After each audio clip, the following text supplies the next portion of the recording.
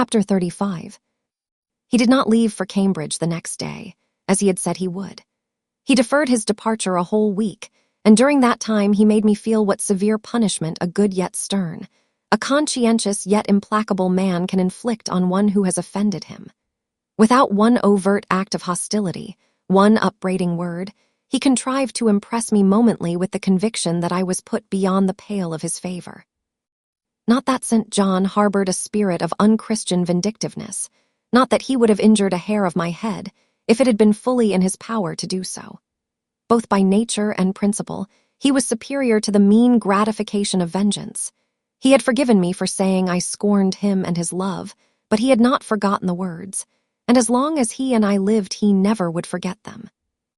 I saw by his look, when he turned to me, that they were always written on the air between me and him. Whenever I spoke, they sounded in my voice to his ear, and their echo toned every answer he gave me. He did not abstain from conversing with me. He even called me as usual each morning to join him at his desk. And I fear the corrupt man within him had a pleasure unimparted to, and unshared by, the pure Christian, in evincing with what skill he could, while acting and speaking apparently just as usual, extract from every deed and every phrase the spirit of interest and approval which had formerly communicated a certain austere charm to his language and manner. To me, he was in reality become no longer flesh, but marble. His eye was a cold, bright blue gem, his tongue a speaking instrument, nothing more. All this was torture to me, refined, lingering torture. It kept up a slow fire of indignation and a trembling trouble of grief, which harassed and crushed me altogether. I felt how, if I were his wife, this good man, pure as the deep sunless source, could soon kill me, without drawing from my veins a single drop of blood, or receiving on his own crystal conscience the faintest stain of crime. Especially I felt this when I made any attempt to propitiate him. No ruth met my ruth. He experienced no suffering from estrangement, no yearning after reconciliation, and though, more than once, my fast falling tears blistered the page over which we both bent, they produced no more effect on him than if his heart had been really a matter of stone or metal. To his sisters, meantime, he was somewhat kinder than usual. As if afraid that mere coldness would not sufficiently convince me how completely I was banished and banned, he added the force of contrast, and this I am sure he did not by malice, but on principle. The night before he left home, happening to see him walking in the garden about sunset, and remembering, as I looked at him, that this man, alienated as he now was, had once saved my life, and that we were near relations, I was moved to make a last attempt to regain his friendship. I went out and approached him as he stood leaning over the little gate. I spoke to the point at once. "St. John, I am unhappy because you are still angry with me. Let us be friends."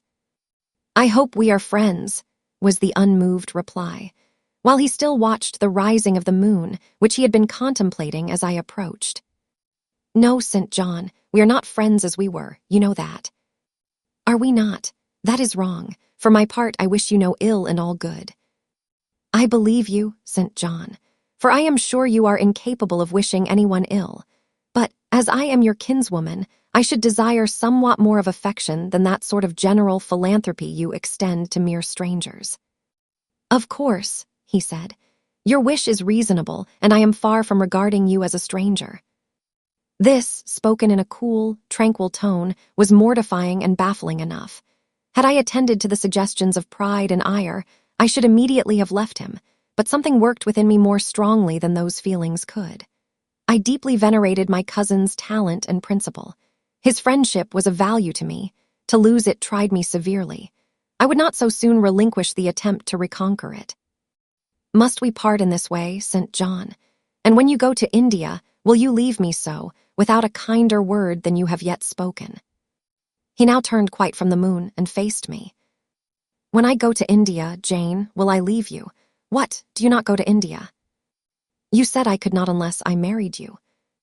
"And you will not marry me. You adhere to that resolution." Reader, do you know, as I do, what terror those cold people can put into the ice of their questions? How much of the fall of the avalanche is in their anger? Of the breaking up of the frozen sea in their displeasure? "No, St. John, I will not marry you. I adhere to my resolution." The avalanche had shaken and slid a little forward, but it did not yet crash down. "Once more, why this refusal?" he asked. "Formerly," I answered, "because you did not love me. Now I reply because you almost hate me. If I were to marry you, you would kill me. You are killing me now." His lips and cheeks turned white, quite white. "I should kill you. I am killing you.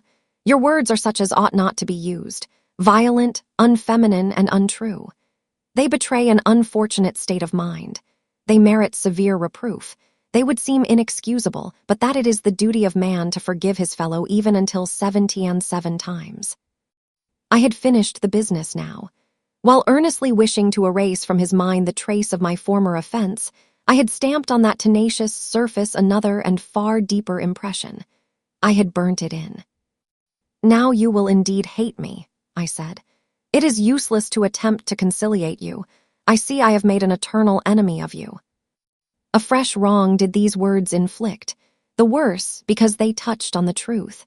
That bloodless lip quivered to a temporary spasm. I knew the steely ire I had wedded. I was heart-wrung. "You utterly misinterpret my words," I said, at once seizing his hand. "I have no intention to grieve or pain you. Indeed, I have not." Most bitterly he smiled. Most decidedly he withdrew his hand from mine. "And now you recall your promise, and will not go to India at all, I presume," said he, after a considerable pause. "Yes, I will as your assistant," I answered. A very long silence succeeded. What struggle there was in him between nature and grace in this interval, I cannot tell. Only singular gleams scintillated in his eyes, and strange shadows passed over his face. He spoke at last. "I before proved to you the absurdity of a single woman of your age proposing to accompany abroad a single man of mine. I proved it to you in such terms as, I should have thought, would have prevented your ever again alluding to the plan. That you have done so, I regret, for your sake." I interrupted him. Anything like a tangible reproach gave me courage at once.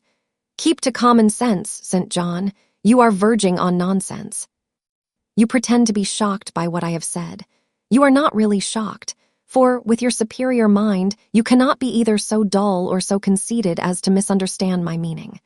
I say again, I will be your curate if you like, but never your wife." Again he turned lividly pale, but, as before, controlled his passion perfectly. He answered emphatically but calmly. "A female curate, who is not my wife, would never suit me. With me, then, it seems, you cannot go. But if you are sincere in your offer, I will, while in town, speak to a married missionary whose wife needs a coadjutor. Your own fortune will make you independent of the society's aid, and thus you may still be spared the dishonor of breaking your promise and deserting the band you engaged to join." Now I never had, as the reader knows, either given any formal promise or entered into any engagement, and this language was all much too hard and much too despotic for the occasion. I replied, "There is no dishonor, no breach of promise, no desertion in the case. I am not under the slightest obligation to go to India, especially with strangers. With you I would have ventured much, because I admire, confide in, and as a sister I love you. But I am convinced that, go when and with whom I would, I should not live long in that climate." "Ah, you are afraid of yourself," he said, curling his lip. "I am. God did not give me my life to throw away, and to do as you wish me would, I begin to think, be almost equivalent to committing suicide. Moreover, before I definitively resolve on quitting England, I will know for certain whether I cannot be of greater use by remaining in it than by leaving it." "What do you mean?"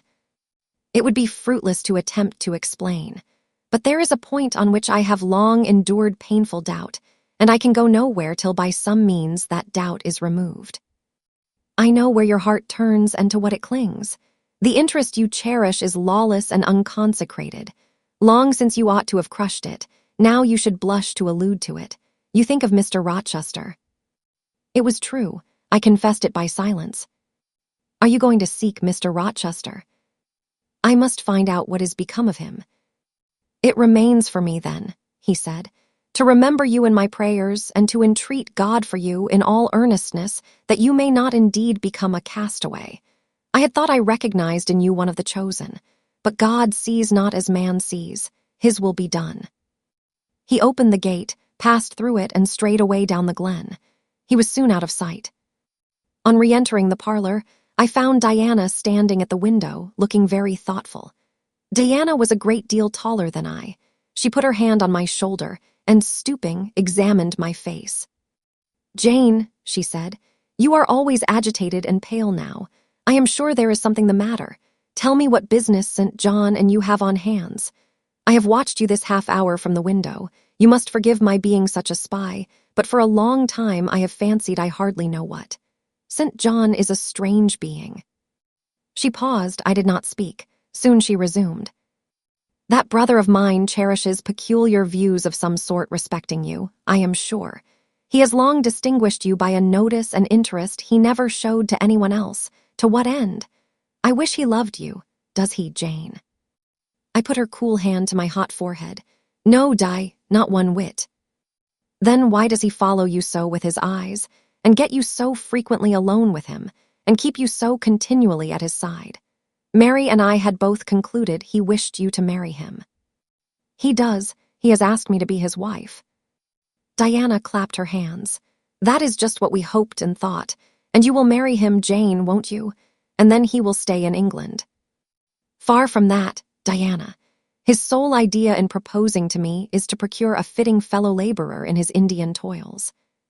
"What? He wishes you to go to India?" "Yes." "Madness," she exclaimed. "You would not live 3 months there, I am certain. You never shall go. You have not consented, have you, Jane?" "I have refused to marry him." "And have consequently displeased him," she suggested. "Deeply. He will never forgive me, I fear. Yet I offered to accompany him as his sister." "It was frantic folly to do so, Jane. Think of the task you undertook, one of incessant fatigue, where fatigue kills even the strong and you are weak. St. John, you know him, would urge you to impossibilities. With him there would be no permission to rest during the hot hours, and unfortunately I have noticed, whatever he exacts, you force yourself to perform. I am astonished you found courage to refuse his hand. You do not love him then, Jane?" "Not as a husband. Yet he is a handsome fellow. And I am so plain, you see, Di. We should never suit." "Plain, you? Not at all. You are much too pretty as well as too good to be grilled alive in Calcutta." And again, she earnestly conjured me to give up all thoughts of going out with her brother. "I must indeed," I said, "for when just now I repeated the offer of serving him for a deacon, he expressed himself shocked at my want of decency. He seemed to think I had committed an impropriety in proposing to accompany him unmarried, as if I had not from the first hoped to find in him a brother, and habitually regarded him as such." "What makes you say he does not love you, Jane?" "You should hear himself on the subject. He has again and again explained that it is not himself, but his office he wishes to mate. He has told me I am formed for labor, not for love, which is true, no doubt. But in my opinion, if I am not formed for love, it follows that I am not formed for marriage. Would it not be strange, Di, to be chained for life to a man who regarded one but as a useful tool? Insupportable, unnatural, out of the question. And then," I continued, "though I have only sisterly affection for him now, yet if forced to be his wife, I can imagine the possibility of conceiving an inevitable, strange, torturing kind of love for him, because he is so talented, and there is often a certain heroic grandeur in his look, manner, and conversation. In that case, my lot would become unspeakably wretched. He would not want me to love him, and if I showed the feeling, he would make me sensible that it was a superfluity, unrequired by him, unbecoming in me. I know he would." "And yet St. John is a good man," said Diana. "He is a good and a great man, but he forgets, pitilessly, the feelings and claims of little people, in pursuing his own large views. It is better, therefore, for the insignificant to keep out of his way, lest in his progress he should trample them down. Here he comes. I will leave you, Diana." And I hastened upstairs as I saw him entering the garden. But I was forced to meet him again at supper. During that meal he appeared just as composed as usual. I had thought he would hardly speak to me, and I was certain he had given up the pursuit of his matrimonial scheme. The sequel showed I was mistaken on both points. He addressed me precisely in his ordinary manner, Or what had, of late, been his ordinary manner, one scrupulously polite?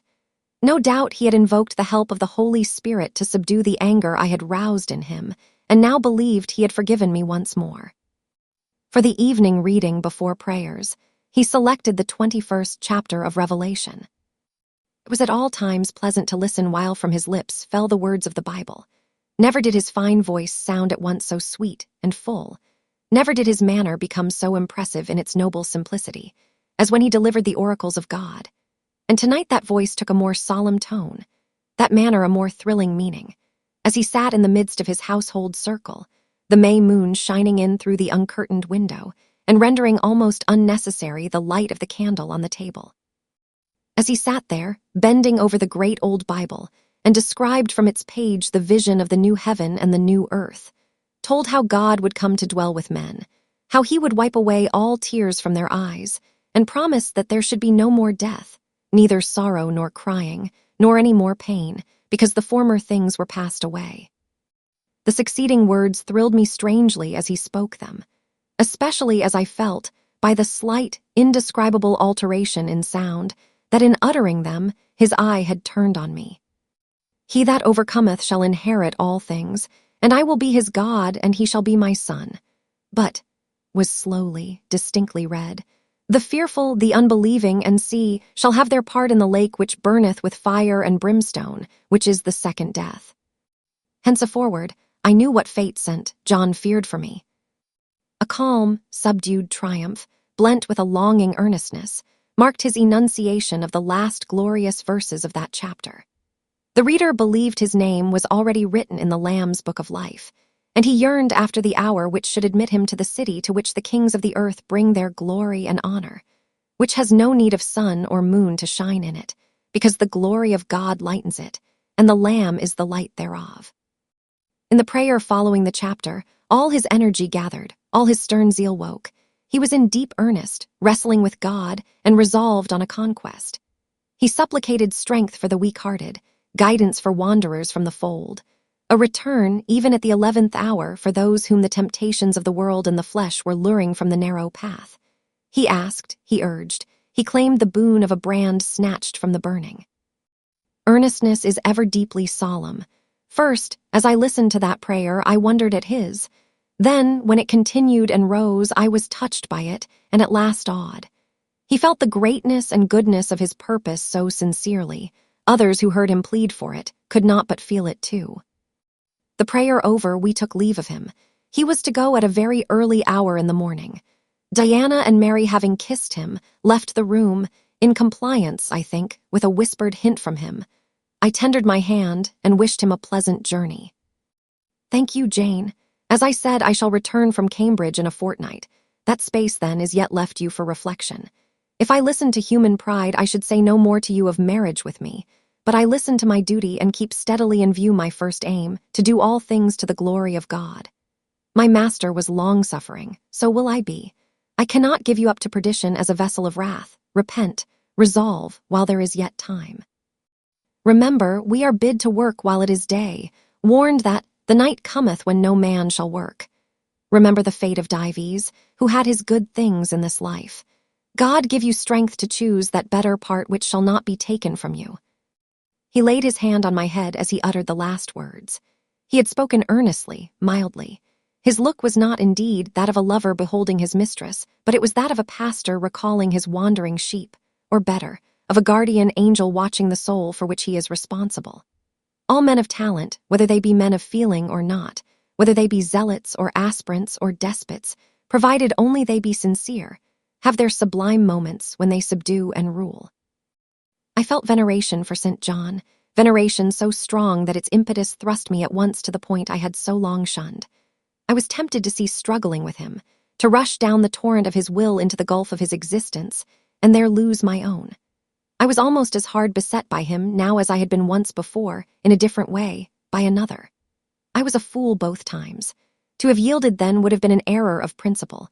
To have yielded now would have been an error of judgment.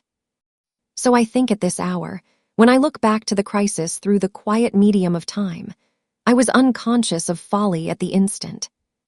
I stood motionless under my Hierophant's touch. My refusals were forgotten. My fears overcome, my wrestlings paralyzed. The impossible, i.e., my marriage with St. John, was fast becoming the possible. All was changing utterly with a sudden sweep.